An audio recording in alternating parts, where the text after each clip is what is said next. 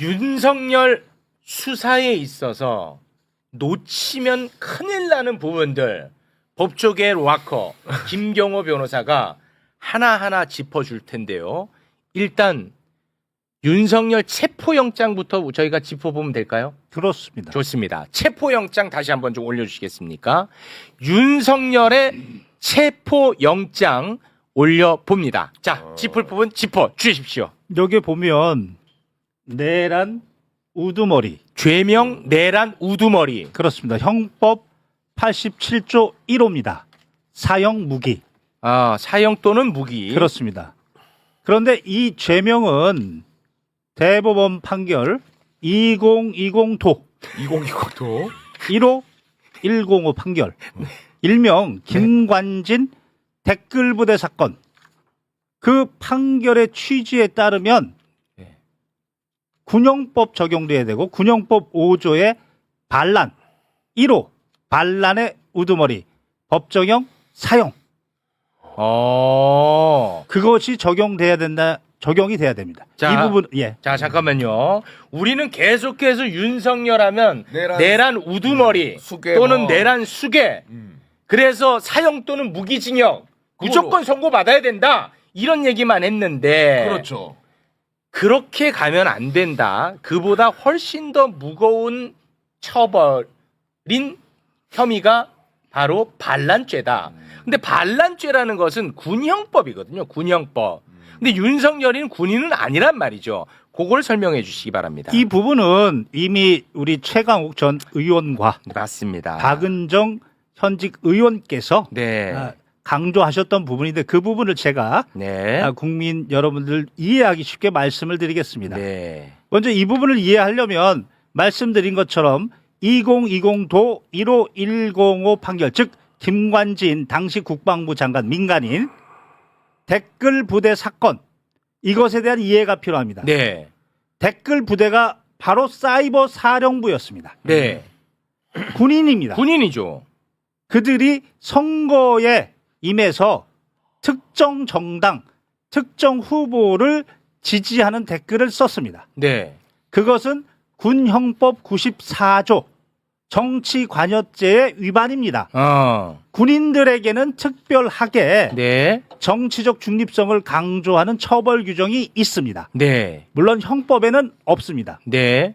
그런데 김관진은 당시 국방부 장관 민간인이기 때문에 군형법 적용이 안 될 것 같은데. 그렇습니다. 그 주장을 한 겁니다. 네.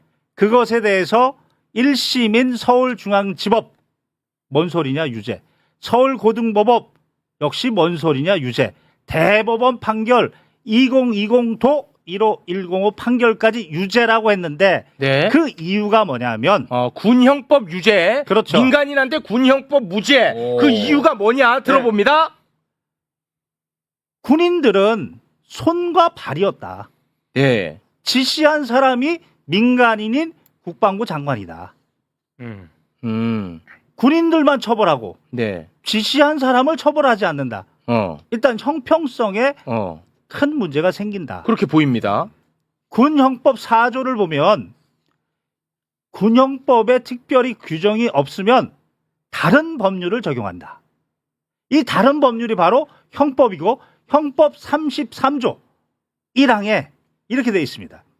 신분으로 인하여 성립되는 범죄, 즉 군인이기 때문에 군형법 반란죄가 성립되는 경우 네. 신분이 없는 사람이 즉 민간인이 네. 신분 있는 사람과 함께 사이버 사령부 군인들에게 모의하고 네. 그리고 범죄를 저질렀다 지시하고 기능적으로 행위 지배하면 그 민간인도 신분 있는 사람의 형으로 처벌한다. 그래서 김관진도 민간인이지만 그가 지시했고 군인들은 손발이었기 때문에 바로 군형법 4조 그리고 형법 33조 1항에 따라서 김관진도 군형법이 적용됐다. 그 대법 판결이라는 말씀입니다. 그렇죠. 자, 그러면 윤석열도 민간인이지만 군형법의 처벌 대상자가 될 수 있다. 자, 내란죄라 반란죄라 본질이 같습니다. 네. 국헌 문란 목적 폭동이 일어나는 겁니다. 다만 반란죄는 군인이 병기를 휴대하고 총기를 휴대하고 이 부분에서 군인인데 병기를 휴대하지 않으면 내란죄가 되는 겁니다. 군인인데 병기를 휴대해야 됩니다. 그 차이가 있을 뿐이고 형량이 가중됩니다. 자, 사건을 보면 대통령인 민간인 그리고 국방부 장관 김용현 민간인.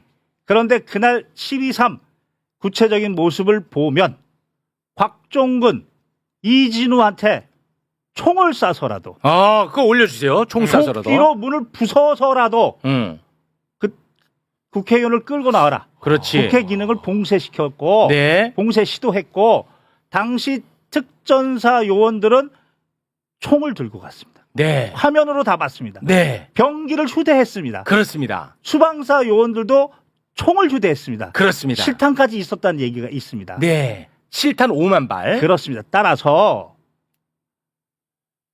군인인 지금 여인영, 박안수, 또 곽종근, 이진우 모두 신병을 박세영 검찰이 확보하고 기소 자체를 형법 내란죄로 기소했지만 잘못 기소된 거다. 반란죄로 했어야 되네. 군인이고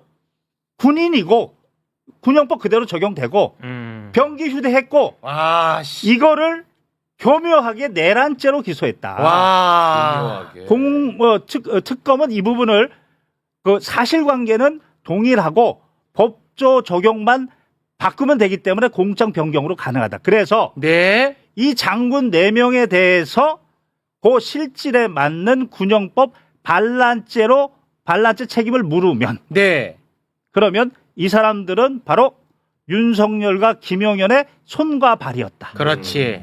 그리고 지시한 사람이 윤석열, 김용현이었다. 네. 바로 김관질 대크부대 사건하고 똑같은 구조가 되는 거고 네. 군형법 4조 타고 형법 33조 대통령 군인 신분으로 인하여 반란죄가 성립하는 범죄에 있어서 네.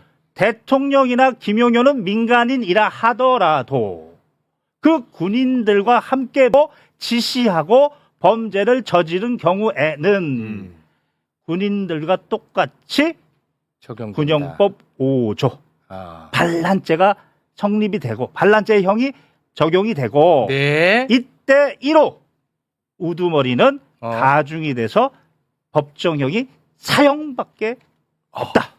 선택지가 없어요? 법정형이 사형밖에 없고 하나 더 충격적인 건 군형법에서 3조는 사형의 집행 방법은 참모총장이 정하는 장소에서 총살이다.